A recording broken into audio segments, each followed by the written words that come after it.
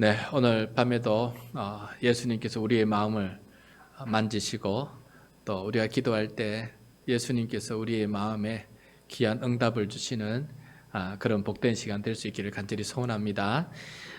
오래된 라틴어 경구인데 예전에도 한번 보여드린 적이 있는데요. 오늘 말씀과 관계되어서 다시 한번 가지고 왔습니다. 다음 화면을 보면은 이게 라틴어인데요. 라틴어로 렉스 오란디, 그 다음에 렉스 크리덴디, 렉스 비벤디, 우리말로 이것을 번역을 하면은 이렇습니다. 기도한 대로 그렇게 믿으며 그렇게 살아간다라는 뜻입니다. 기도한 대로 그 기도한 내용을 믿고 그 기도한 내용대로 살아간다 하는 경구입니다.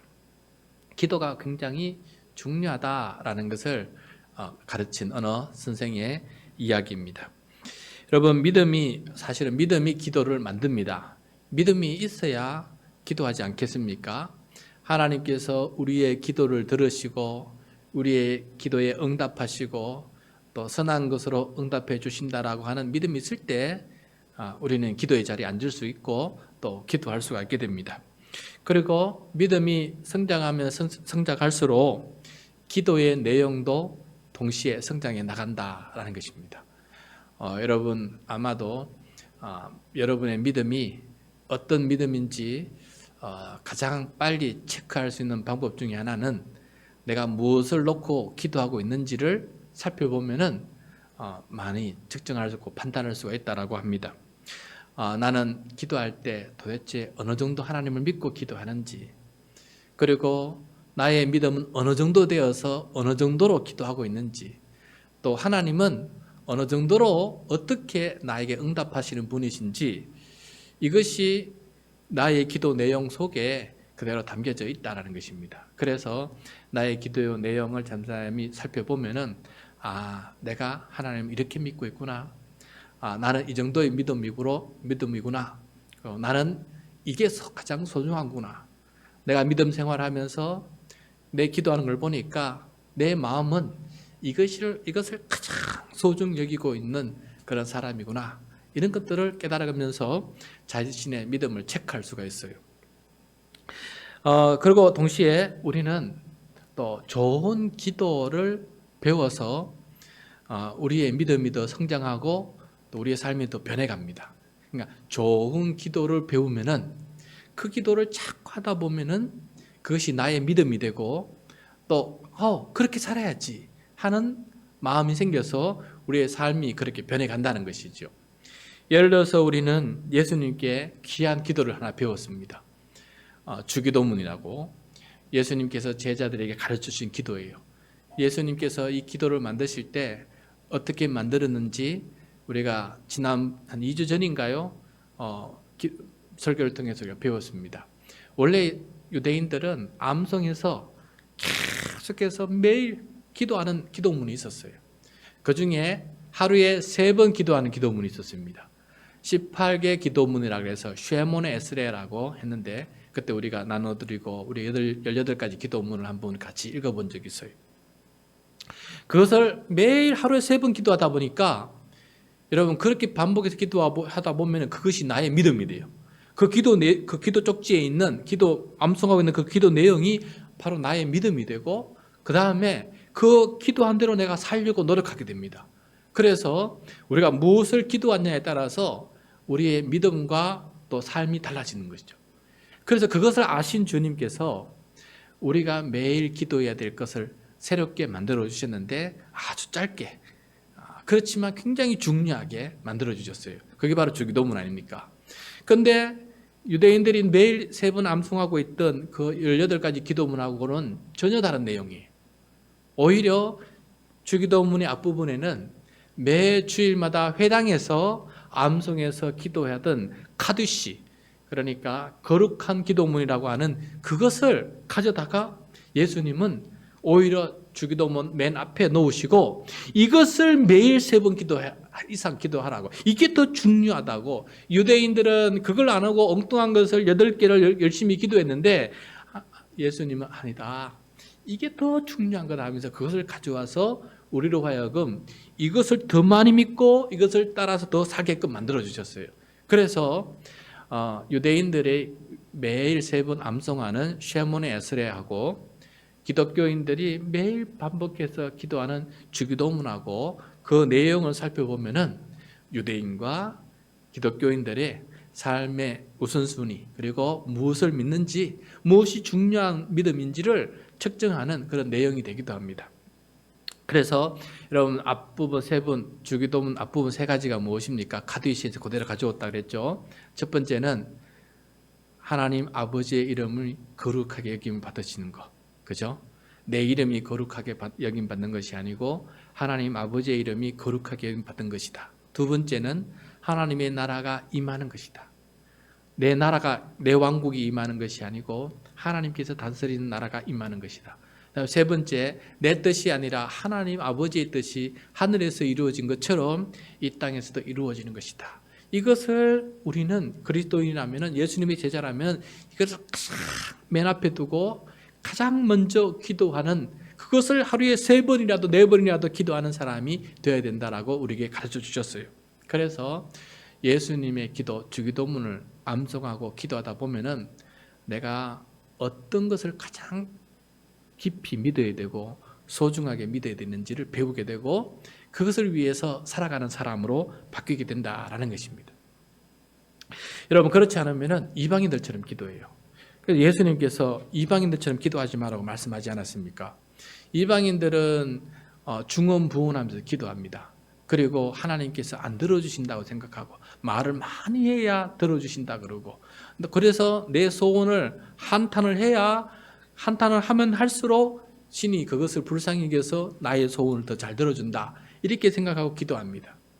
그런데 우리가 그것을 따라서 기도하면은 우리도 이방인의 기도처럼 된다는 거예요. 그래서 예수님은 그렇게 기도하지 말라, 세상 사람들이 생각하는 그런 식으로 기도하지 말고, 다시 한번 내가 가르쳐 줄 테니까, 하나님은 그런 분이 아니시다. 하나님은 우리가 기도하기 전에 우리의 기도할 내용을 이미 알고 계시고, 우리가 발설하기 이전에 이미 하나님께서는 응답하고 계시고, 우리는 이것이 가장 소중하다고 생각하지만은 하나님께서는 우리에게 더 소중한 것, 더 필요한 것들 알고 그 좋은 것을 응답하여 주고 계신다. 그것을 믿어라. 그것을 믿는 사람이라면은 먼저 그의 나라와 하나님의 이름과 하나님의 나라와 하나님의 뜻을 먼저 구하는 그런 사람이 될 수 있다. 그리고 그렇게 구하면은 나머지 것들은 하나님께서 다 더하여 주신다라고 이렇게 가르쳐 줬어요. 그런데 그때 제자들이나 지금 우리들이나 이 주기도문의 내용을 굉장히 좀 뭐랄까요, 암송은 열심히 하는데 그것을 습관이 되다 보니까 그것을 나의 믿음의 우선순위로 여기지 않고 그냥 습관에 따라서, 공식에 따라서 한번 암송하고 많은 것으로 이렇게 우리가 던져버릴 때가 많이 있다는 것이죠. 그래서 저도 그것을 느낍니다.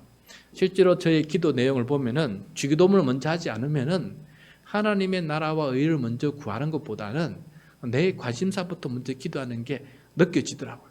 그리고 내 뜻이 이루어지고 내 두려움과 염려가 먼저 이루어져야 내 기도가 후련하고 편안하고 내 마음이 안정되고 그런 식으로 기도하게 된다는 것을 깨닫게 되었어요. 그래서 곰곰이 생각해 보니까 이게 바로 이방인들의 기도하는 방식이에요. 염려와 두려움 속에서 기도하는 방식. 그래서 이것을 좀 바꿔야 되겠다, 이거 좀 바꿔야 되겠다 하는 생각을 해보게 되었습니다.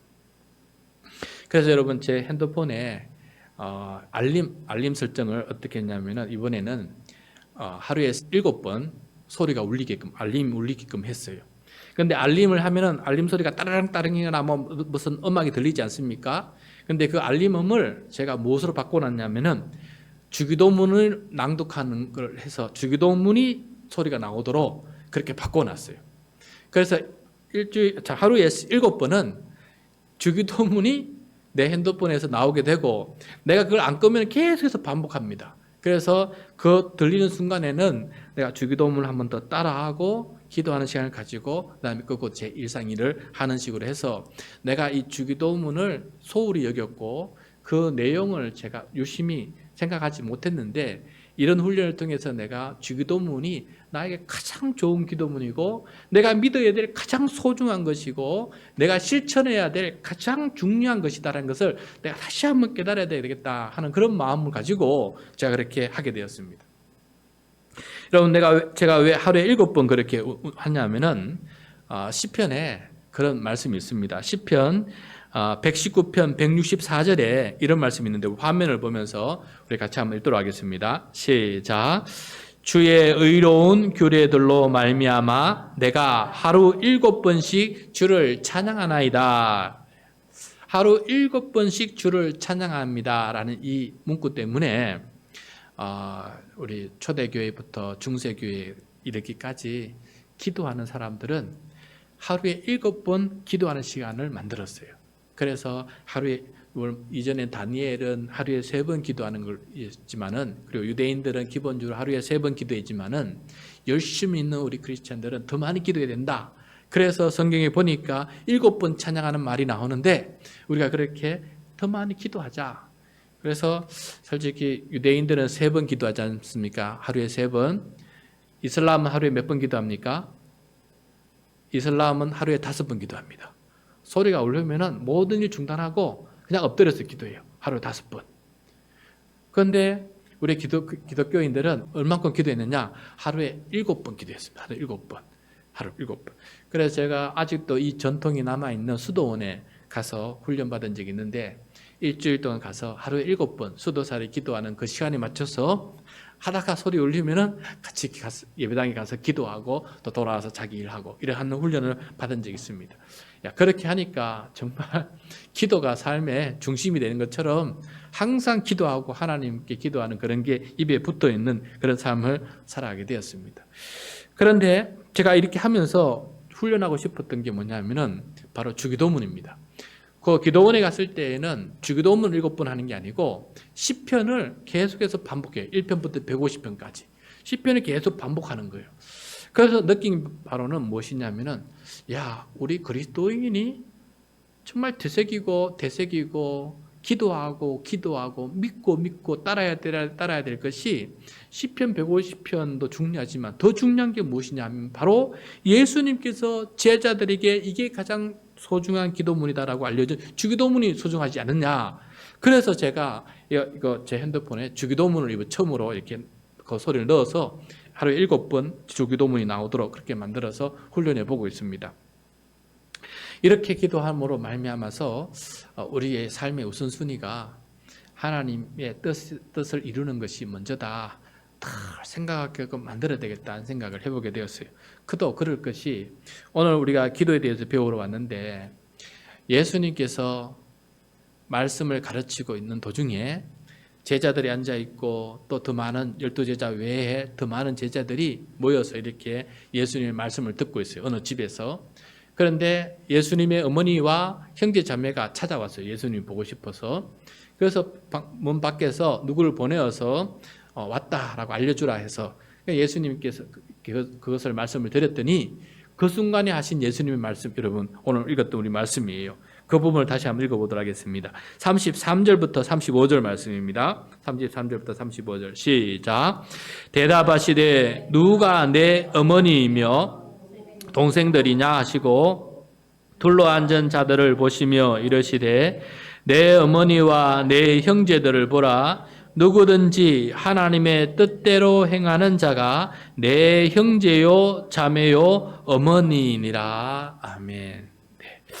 물론 여기서 여러분 기도에 대한 내용은 없습니다. 그런데 쭉 마가복음 앞부분부터 쭉 읽어가다가 이 본문에 이르렀을 때 이 본문은 내가 설교해야 되겠구나 하는 생각이 들었어요. 왜냐하면 주기도문을 이렇게 반복해서 하다 보니까 이 본문을 보는 순간에 그런 생각이 들었습니다.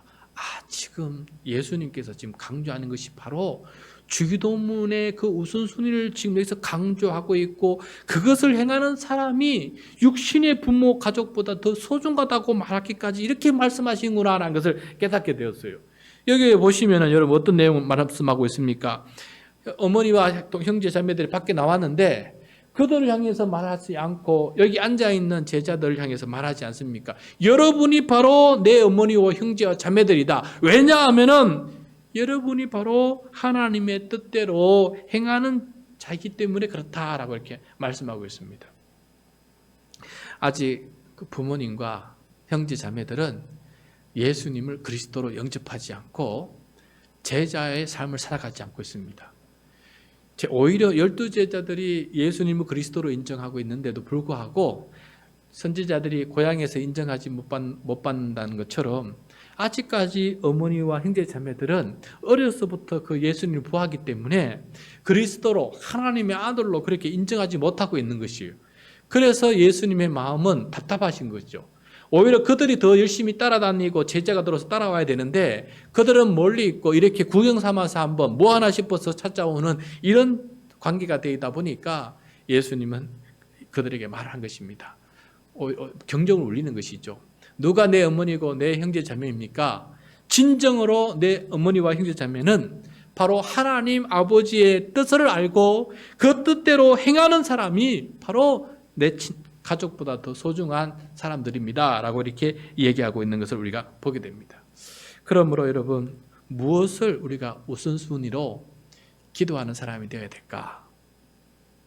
우리가 하나님, 예수님께 당신이 바로 나의 어머니, 형제, 자매요 라고는 소리를 듣고 싶으면은 우리는 어떤 사람이 되어야 되겠습니까? 오늘 말씀에 따르면은 먼저 하나님의 뜻을 알고 그 다음에 여기 말씀대로 그 뜻을 행하는 사람이 될 때 예수님 앞에 그런 소리를 들을 수 있는 사람이 된다는 것을 말씀해 주고 있는 것을 보게 되었습니다. 그래서 이게 정말 소중하다.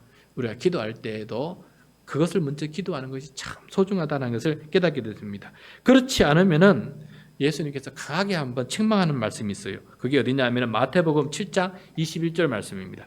같이 한번 읽도록 하겠습니다. 화면을 보면서 시작. 나더러 주여 주여 하는 자마다 다 천국에 들어갈 것이 아니요 다만 하늘에 계신 내 아버지의 뜻대로 행하는 자라야 들어가리라. 주여 주여 하는 게 바로 기도하는 거예요. 기도하는 사람이에요. 근데 주여 주여 기도해도 이방인들처럼 기도하면은 아니 된다는 것이죠.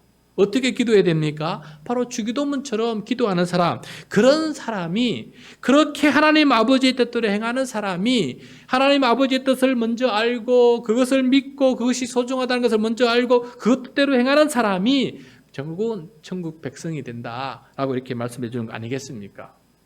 물론 여러분, 우리는 예수님의 어머니, 형제, 자매처럼 혈육으로, 그들은 혈육으로 가족이 되었지만 우리는 예수님의 십자가의 보혈로 성령의 은혜로 하나님의 자녀가 되었어요. 그렇지 않습니까? 우리는 하나님의 자녀가 되었어요. 그런데 문제는 똑같이 적용됩니다.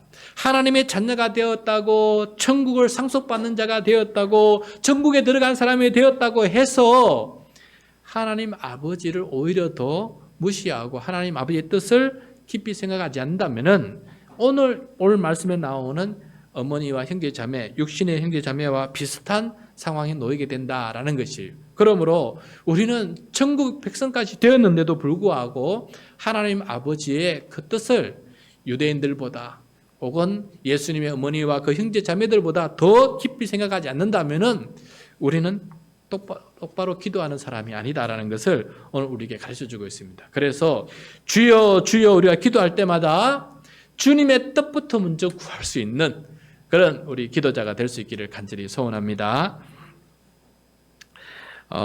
제가 어저께 매일 묵상을 통해서 나누었는데 이렇게 주님의 뜻대로 살기를 다짐하지 않을 때 어떤 일이 벌어지는지 잠깐 나누었습니다. 굉장히 안타까운 일인데 제가 장신대 신학과 같은 동기들 카톡방이 있어요. 근데 어제 새벽에 어떤 친구가 서명 운동을 하는데 같이 좀 동참해달라는 그 글을 올렸어요. 근데 그 내용이 무엇이냐? 이번 총회, 우리 교회가 소속된 대한예수교회 장로회 통합적 총회를 장소를 명성교회에서 하기로 이번 총회 임원들이 결정을 했어요.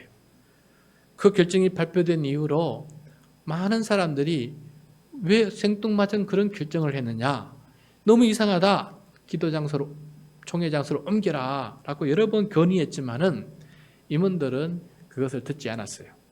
그래서 하다못해 뜻이 있는 우리 또 총회를 개최할 수 있는 규모의 교회 담임 목사님들이 모여서 도저히 안 되겠다, 우리 교회를 제공할 테니까 우리 교회에서 총회해달라고 해서 7교회의 목사님들이 우리 교회를 사용해 주십시오 라고 이렇게, 우리가 섬기겠습니다, 우리가 다 헌신해서 섬기겠습니다 라고 이렇게까지 얘기했는데도 불구하고 총회 임원들이 바꾸지 않는 거예요. 끝까지 명성교회에서 해야 되겠다는 거예요. 왜 명성교회에서 하면 지금 아니 되냐면은 2013년에 우리 교단 총회가 바로 명성교회 예배당에서 총회를 했어요. 그 총회 예배당에서 총회할 때 담임 목사직을 아버지 목사, 담임 목사에서 아들 목사에게로 담임 목사직을 세습할 수 없다라는 법을 그때 정했어요. 바로 명성교회 예배당에서 그렇게 정했습니다. 그런데 4년 후에 2017년 김삼환 담임 목사님, 명성교회 담임 목사님이죠, 자기 아들 김하나 목사에게 편법으로, 불법으로 담임 목사직을 승계했어요. 그리고 담임 목사로 추대를 했어요. 4년 뒤에 그렇게 했습니다.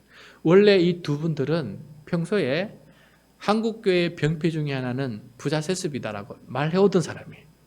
말 안 하던 사람이면 모르겠는데 말해오던 사람이에요. 그리고 자기 교회 예배당에 총회할 때 거기서 부자 세습 금지법을 만들었어요. 그런데 불과 4년 만에 욕망과 욕심과 사욕이 생기는 거예요. 막상 은퇴하려고 보니까 아까운 거예요. 저 권력도 아깝고 사원하면 그 모든 것들도 아깝고, 그래서 결국은 그것을 계속해서 누리려고 자기 아들을 담임 목사로 세우는 거예요. 그래서 얼마나 많은 사람들이 그것 때문에 힘들어했고 대사회적으로 얼마나 많은 비판을 받았습니까? 이번 총회에 거기서 명성교회 한다 그러면은 그 불법 세습을 우리 교단 전체가 묵인해주는 꼴이 돼요. 괜찮다라고 묵인해준 꼴이 되기 때문에 그렇게 하면 안 된다라고 지금 하고 있는 것입니다. 그래서 우리가 지금 다 그것을 반대하고 있는 내용입니다. 왜 대형교회가 담임 목사직을 아들에게 세습하면 아니 되느냐? 한국교회 대형교회가 대기업화되어 가고 있어요. 그래서 여러분, 대기업이 어떻게 합니까? 그 기업을 자기 것처럼 생각하지 않아요? 그래서 많은 주식을 가지고 자기 아들, 딸들에게 다 나눠주면서 소유권을 자기 가족이 점령하려고 하지 않습니까? 왜? 내 거다! 이렇게 생각하는 거죠. 그것처럼 요즘 대형교회가 이런 세습을 하려고 하는 이유 중에 하나는 이 교회 내 거다, 내가 끝까지 내 거다라는 그런 마음을 가지고 세습을 하려는 거예요. 두 번째로 그들이 말하는 신학이 제사장, 구약시대 제사장은 세습을 했다. 왜냐하면 혈육으로 따라갔으니까, 아론의 아들 후손들이. 그렇지만은 우리 목사들은 아론의 후손이 아닙니다. 혈육적으로. 우리는 유대인들도 아니고 아론의 후손도 아닙니다. 우리는 누구를 따르냐? 12제자 사도직을 따르고 있어요. 예수님도 유대인 제사장이 아니었고 예수님의 12제자들도 제사장이 아니었어요. 그리고 다 사도 평신도였고 그 사도들은 자기 아들들에게 세습하지 않았어요. 교회에서 그 다음 속사도를 선출해서 그렇게 그 다음 일꾼들에게 세습을 해나가서 물려주게 된 거예요. 이게 바로 사도직을 이어가는, 신약의 사도직을 이어가는 것이 목사인데, 그 부자 세습을 이유로 구약 시대에 제사장직을 그렇게 말하고 있으니 신학적으로도 잘못되었다라는 것을 말씀하고 있습니다. 여러분, 왜 제가 이 얘기를 하냐 하면은 그 목사님들은 한국교회가 자랑스러워하는 대형교회 아닙니까? 명성교회 목사님은 한국교회 성도들이 은혜 받고 부흥의 강사로 모시고 싶어하는 그런 훌륭한 목사님 아니십니까? 그런 목사님에도 불구하고 그 교회 교인들이 매일같이 목사님에서 기도하지 않겠어요? 우리 목사님 하나님의 뜻대로 살게 해주십시오. 좋은 목사님 되게 해주십시오. 그렇게 기도하지 않겠습니까? 그럼에도 불구하고 하나님의 뜻을 이루지 못하는 것을 보게 돼요. 그러므로 우리도 마찬가지다라는 것입니다. 우리도 주기도문을 늘 암송하고, 오늘도 주기도문 또 우리 기도할 거예요. 기도를 하고 또 주님의 뜻대로 살기로 우리가 마음 먹지만은 아차하는 순간에 우리는 하나님의 뜻 아닌 것을 따를 때가 많이 있다는 거예요. 작은 것이면 그나마 하나님 앞에 덜 미안한데, 큰 잘못을 하게 되면은 주변의 많은 사람들에게 굉장히 나쁜 영향을 끼치게 된다는 거예요. 두 번째는 그것을 회개하면 되는데 회개하지 않고 합리화를 한다는 거예요. 그게 더 무서운 거예요. 회개하지 않고 자기 그 권위로 합리화해서 그것이 하나님의 뜻이라고 선포하고 모두가 그렇게 믿도록 따라오게끔 만들어요. 안 따라오면 돈으로 권력으로 그렇게 만드는 거예요. 지금 바로 총회 교단 임원들이 그렇게 해요. 이런 모습을 보면서 여러분, 그것을 위해서 우리가 기도해야 되고, 이번 총회가 제대로 좋은 곳에서 이루어질 수 있도록 기도해야 되겠지만은, 그것을 보면서 제가 느낀 바로는, 이게 참 내가 하루 7번 알람을 통해서 주기도문을 듣고 또 기도하지만은 한순간에 유혹에 빠지고 악에 빠지겠구나. 그리고 그게 너무 부끄러워서 그것을 합리화하려고 잘못한 것조차도 아니요 하면서 성경의 다른 구절을 대면서 이거 맞는 것입니다라고 주장하면서 그렇게 교인들에게 설교하고 따라오게끔 만들 수 있는 사람이 되겠구나.